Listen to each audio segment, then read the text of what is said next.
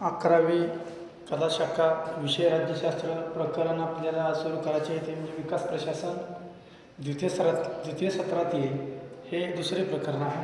आणि या विकास प्रशासनाचा आपल्याला आज जो अभ्यास करायचा आहे त्याच्यामध्ये आपल्याला विकास प्रशासनाची उत्पत्ती, विकास प्रशासनाचा अर्थ, विकास प्रशासनाच्या व्याख्या या घटकाचा आज आपल्याला अभ्यास करायचा आहे. विकास प्रशासन म्हणजे काय, विकास प्रशासनाची उत्पत्ती कशा प्रकारे झाली, त्याचा नेमका अर्थ काय, त्याच्या व्याख्या कशा आहेत हे आपल्याला पाहायचं आहे. आता या प्रकरणात आपण विकास प्रशासनाची चर्चा करणार आहोत. विकास प्रशासनाची उत्पत्ती, अर्थ आणि भारतातील विकास प्रशासनाची चर्चा यामध्ये आपण करणार आहोत. आपण काही प्रश्नांनी आपल्याला या घटकाची करता येईल. विकास म्हणजे काय, तर विकास प्रशासनाची गरज काय आहे आणि विकास प्रशासनाचा अर्थ आणि महत्त्व काय आहे. विकास ही गुंतागुंतीची संकल्पना आहे. सर्वसामान्य अर्थाने विकास म्हणजे विस्तार, बदल, वाढ, सुधारणा, एका अवस्थेतून दुसऱ्या अवस्थेत जाताना झालेली सुधारणा. बदल म्हणजे विकास. बदल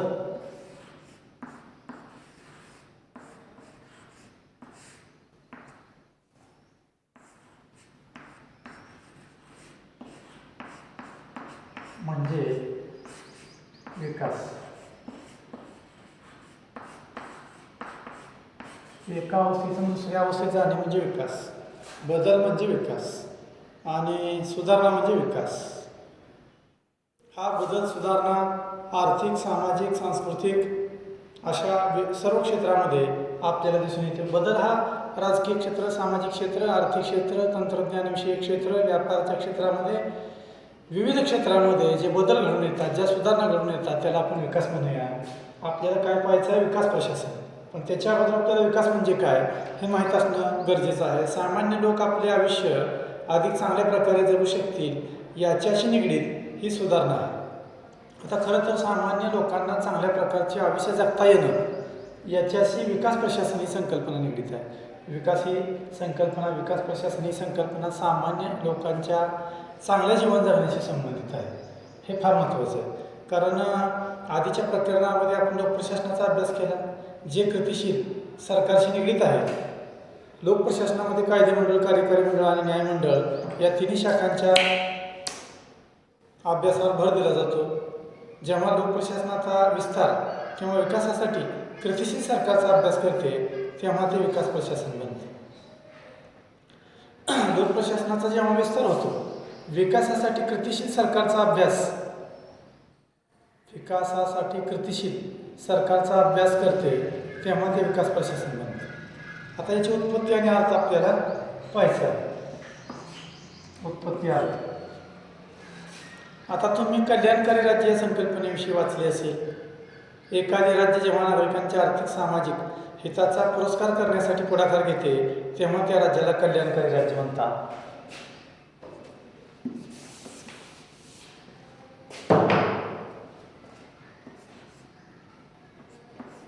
सार्वजनिक हित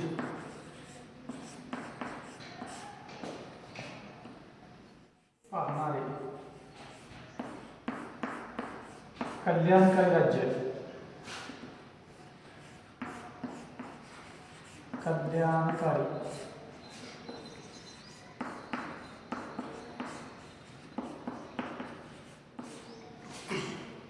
राज्य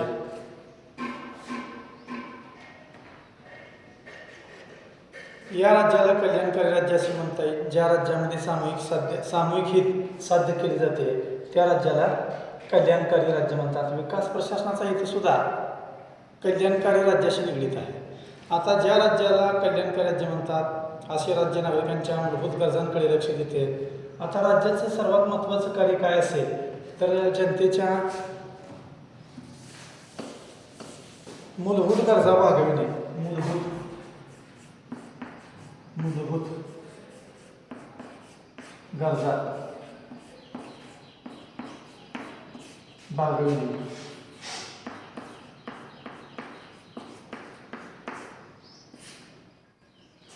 आता जनतेच्या मूलभूत गरजा भागवण्याकरता अन्न वस्त्र निवारांच्या गरजाची पूर्तता करण्याचे कामसुद्धा राज्य करत असते. राज्याचा अंतिम हेतू जनकल्याण आहे. तसेच शिक्षण, आरोग्य यासुद्धा महत्त्वाच्या बाबींकडे राज्याला, विकास प्रशासनाला दक्ष पुरवावे लागते. 20व्या शतकाच्या सुरुवातीस विकासाच्या संकल्पनेमध्ये कल्याणकारी राज्याला महत्त्व दिले गेलेले आहे. त्याचा परिणाम पारंपरिक लोकप्रशासनावर झालेला आहे. शासनाच्या नियमित कार्यापलीकडे जाऊन अशा एकत्रित आणि संघटित संचलित शासकीय कृतीतून बदल घडवण्याचे प्रयत्न आता सुरू झाले आहेत.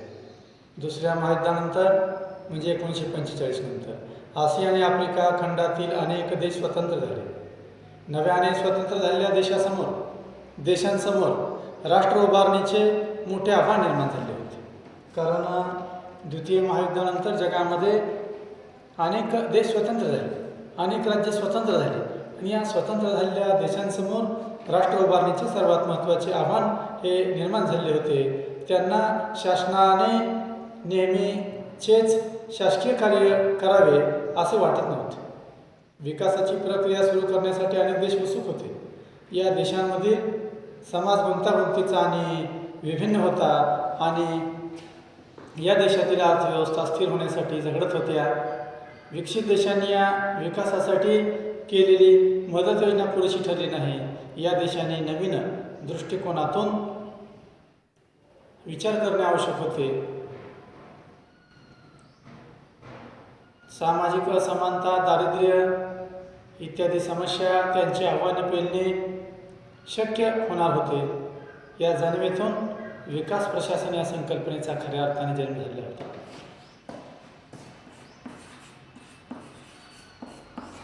विकास प्रशासन या संकल्पनेचा खरं तर जन्म झाला, उदय झाला आणि या देशातील विकास आणि बदलाचे स्रोत तेथील सरकार होते. आता विकासाचा मूळ स्रोत काय आहे? सरकार आहे, शासन आहे. राज्य म्हटलं की शासन आलं, शासन म्हटलं की विकास प्रशासन ही महत्त्वाची संकल्पना आली. आणि विकास म्हणजे सुधारात्मक बदल, जनतेच्या जीवनमानामध्ये बदल घडवून आणणे, जनतेला राजकीय, सामाजिक, आर्थिक क्षेत्रामधल्या उणिवा कमी करणे, त्याच्यामध्ये सुधारणा घडवून आणणे. आणि प्रशासनाचा अंतिम हेतू जनकल्याण असल्यामुळे, विकासाचा हेतू कल्याण असल्यामुळे, राज्याचा हेतू जनकल्याण असल्यामुळे विकास प्रशासन ही संकल्पना महत्त्वाची मानली जाते. विकासाच्या संकल्पनेमध्ये परिभाषा निश्चित करणे, पुनर्रचना करणे आवश्यक झाले. विकासाच्या संपूर्णपणे नव्याने विचार झाला. विकास म्हणजे फक्त आर्थिक वाढ नाही, तर सामाजिक बदल, राजकीय विकास, सांस्कृतिक सुधारणा हे देखील आहे. असा विचार आता मांडला जाऊ लागलेला आहे. त्याचप्रमाणे देशातील सरकारची अनेक महत्त्वाची कार्ये आता सरकारने हाती घेतलेली आहेत.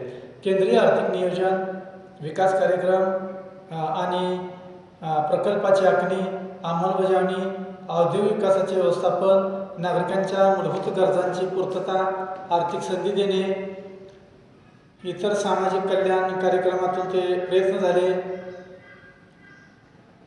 नियोजित बदल आणि लोकसहभाग यातून अनेक विकसनशील देशांनी विकास साधण्याचा प्रयत्न केला. त्यामुळे अभ्यासाचा विषय म्हणून विकास साधण्याचा मार्ग म्हणून विकास प्रशासनाचे आता महत्त्व वाढले आहे. आता याच्या व्याख्यासुद्धा आपल्याला पाहता येतील. एडवर्ड जंगर यांनी विकास प्रशासनाची व्याख्या केलेली आहे. ते म्हणतात, एखाद्या संघटनेने अधिकृतपणे निश्चित केलेली प्रगतशील राजकीय, आर्थिक आणि सामाजिक उद्दिष्टे पूर्ण करण्यासाठी प्रक्रिया.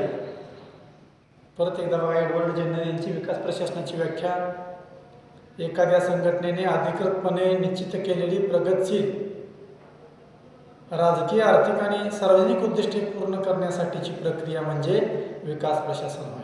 दुसरी एक व्याख्या आहे फेअरनोल यांची. त्यांच्या मते विकास प्रशासन म्हणजे नाविन्यपूर्ण मूल्यांचे वाहक, आधुनिकता, औद्योगिकरणाची सुरुवात करण्यासाठी विकसनशील देशांनी अवलंबलेली नवीन कार्यपद्धती म्हणजे विकास प्रशासन होय. म्हणजे अशा प्रकारे विकासाच्या दोन व्याख्या आपल्याला विकास प्रशासनाच्या दिलेल्या आहेत. आपण याच्या अगोदरचं 7वं प्रकरण काय बघितलेलं आहे? लोकप्रशासन. आणि आता आपण काय बघतो? विकास प्रशासन. तर यामध्ये फरक आहे. तर हा फरक आपल्याला या प्रकरणाचा अभ्यास करताना लक्षात येणार आहे, कारण आपण लोकप्रशासनाचा अभ्यास केलेला आहे आणि याच्यामध्ये आपण विकास प्रशासनाचा अभ्यास करत आहोत. तर पारंपरिक लोकप्रशासनामध्ये नियम आणि पदसोपान रचना एकमेकाशी जोडल्या गेलेल्या आहेत. हा दृष्टिकोन चुकीचा नाही, पण कधीकधी यामुळे वेळेचा अपव्यय होतो, अडथळे निर्माण होऊ शकतात. याला लालफित दप्तर दिरंगाई असे म्हणतात. समाजामध्ये बदल घडवण्यासाठी नाविन्यपूर्ण योजनांची आवश्यकता असते. बदल आणि विस्तार यावर आधारित या दृष्टिकोनाला विकास प्रशासन म्हणतात. बदल आणि विस्तार यावर आधारित दृष्टिकोनाला विकास प्रशासन म्हणतात. विकास प्रशासनामध्ये झालेले बदल समजावून घेण्यासाठी पारंपरिक लोकप्रशासन समजावून घेणे गरजेचे आहे. पारंपरिक लोकप्रशासनामध्ये आपल्याला पुढील बाबीचा समावेश करता येईल. एक म्हणजे पहिला बदल म्हणजे शासकीय शासकीय यंत्रणेचे संघटन. यामध्ये शासनाची रचना, विविध विभाग, मंत्रालय, त्याच्याशी निगडीत संघटनांचा समावेश होतो. उदाहरणार्थ मंत्रालयाची रचना, ज्यामध्ये सचिव, इतर अधिकारी, UPSC यासारखी मंडळे, निवडणूक आयोगासारखे इतर आयोग इत्यादीचा समावेश या घटकामध्ये होतो. इत्यादीचा समावेश या घटकामध्ये होतो. शासकीय यंत्रणेचे संघटन. आता विविध कार्याचे व्यवस्थापन सुद्धा महत्त्वाचा घटक आहे. विविध विभागातील नेतृत्व, नियोजन, समन्वय याकडे लक्ष देणे गरजेचे आहे, कारण नीती आहे. उदाहरणार्थ आपल्याला नीती आहे. त्यानंतर सेवक वर्ग प्रशासन, यामध्ये भरतीची प्रक्रिया, प्रशिक्षण, संतुलन कार्याचा समावेश होतो. केंद्रीय लोकसेवा आयोग, राज्य लोकसेवा आयोग यांच्यामार्फत भरती केली जाते. प्रशिक्षण, पदोन्नती, वेतन इत्यादीचे व्यवस्थापन सुद्धा केले जाते. आर्थिक प्रशासन हा सुद्धा यामधला एक महत्त्वाचा घटक आहे पारंपरिक लोकप्रशासनामधला. त्याच्यामध्ये अर्थसंकल्प निर्मिती प्रक्रिया, संसदेच्या आर्थिक समित्या, लेखा परीक्षण यावर लक्ष केंद्रित केले जाते. उदाहरणार्थ संसद खर्चावर नियंत्रण कसे ठेवते, लोकलेखा समिती, अंदाज समिती इत्यादी. आता प्रशासकीय कायदा, संसदेने पारित केलेल्या कायद्यानुसार नियम केले जातात. वाद सोडवण्यासाठी लवाद देखील आहे. आयकर वाद सोडवण्यासाठी लवाद आहे. वर नमूद केलेले लोकप्रशासनाचे पारंपरिक कार्य विकसनशील देशासाठी महत्त्वाचे कार्य आहेत. विकसनशील देशामध्ये विकासासंदर्भात काही समस्या आहेत. या देशांनी वसाहतवाद अनुभवलेला आहे. भारताने सुद्धा, जगातल्या अनेक देशांनी सुद्धा या वसाहतवादाचा अनुभव घेतलेला आहे, कारण ब्रिटिशांनी भारतावर, जगातल्या अनेक देशावर राज्य केलेले आहे. त्या वसाहतवादाची पिळवणूक आपण अभ्यासलेली आहे. वसाहतवाद कशा प्रकारे देशाची पिळवणूक करतो हे आपल्याला आता माहीत झालेले आहे, आणि त्याच्यामुळे वसाहतवाद घातक आहे. त्याकरता भारताने आपल्या परराष्ट्रीय धोरणामध्ये सुद्धा वसाहतवादाचा आंतरराष्ट्रीय पातळीवर सातत्याने विरोध केल्याचे आपल्यास पाहावयास मिळालेले आहे. म्हणजे वसाहतवाद धोकादायक आहे, तो खरं तर आधुनिक जगातून नष्ट झाला पाहिजे, अशी भारताची भूमिका आंतरराष्ट्रीय पातळीवर आलेली आहे. आर्थिक आणि सामाजिक न्याय, राजकीय आधुनिकीकरण यावर आधारित आता दृष्टिकोन आहे.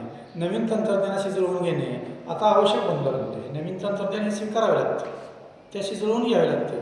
नवीन तंत्रज्ञान हे देशामध्ये आणल्याशिवाय विकास प्रक्रियेला, विकास प्रशासनाला चालना मिळू शकत नाही. आता आपण जर पाहिलं, शासनाच्या विविध विभागामध्ये संगणकाद्वारे, इंटरनेटच्या माध्यमातून आता विविध कार्य चालू आहे.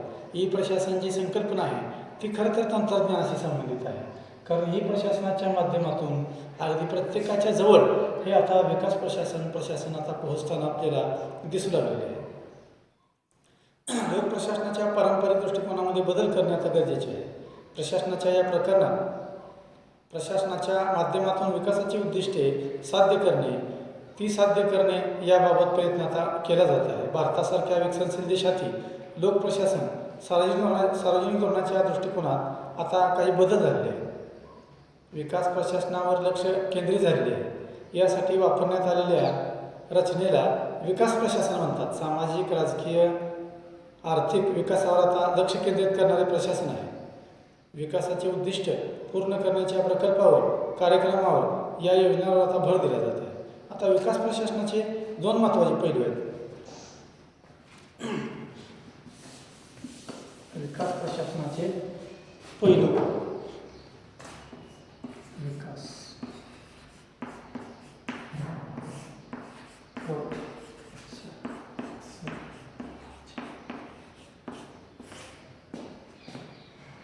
दोन.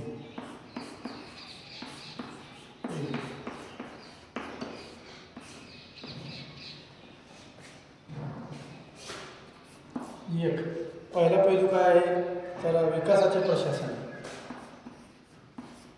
विकासाचे प्रशासन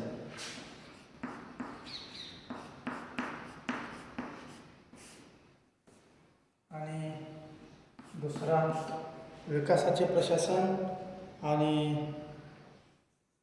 प्रशासनाचा विकास.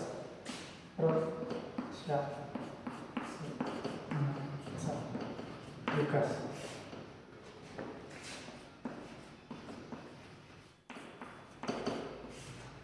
विकासाचे प्रशासन आणि प्रशासनाचा विकास असे दोन पैलू आहेत.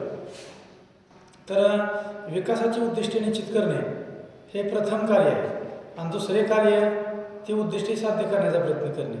विकास प्रशासनामध्ये काय येतं तर विकासाची उद्दिष्टे निश्चित करणे.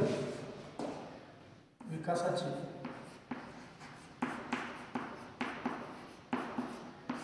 उद्दिष्टे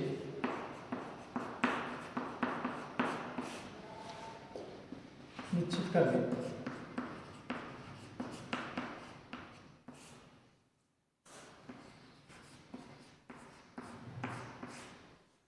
आणि विकासाची उद्दिष्टे निश्चित केल्यानंतर साध्य करणे.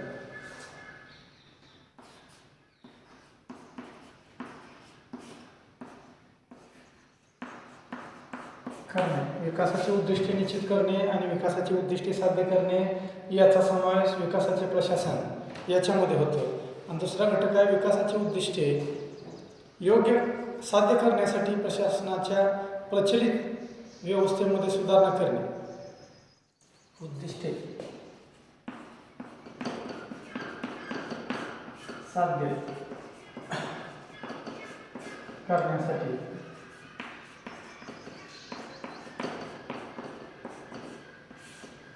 साध्य करण्यासाठी व्यवस्थित सुधारणा करणे.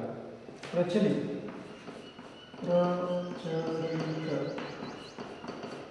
व्यवस्थेत सुधारणा करणे. म्हणजे ह्या दोन्हीत हा फरक आहे हे लक्षात घ्या. आणि आपल्याला विकासाचे प्रशासन प्रशासनाचा विकास हे दोन्ही जे पहिलं आहेत ते महत्त्वाचे आहेत. कारण विकासाचे प्रशासन याच्यामध्ये विकासाची उद्दिष्टे निश्चित केली जातात आणि साध्य केली जातात आणि प्रशासनाचा विकास करत असताना उद्दिष्टे साध्य करण्यासाठी प्रचलित व्यवस्थेमध्ये सुधारणा केली जाते. म्हणजे अशा प्रकारे दोन पैलू विकास प्रशासनाकरता महत्त्वाचे मानले जातात. आता आपण यात असलेला विकासाचे प्रशासन याच्यामध्ये आपण विकास प्रशासनाची उत्पत्ती हा घटक अभ्यासलेला आहे.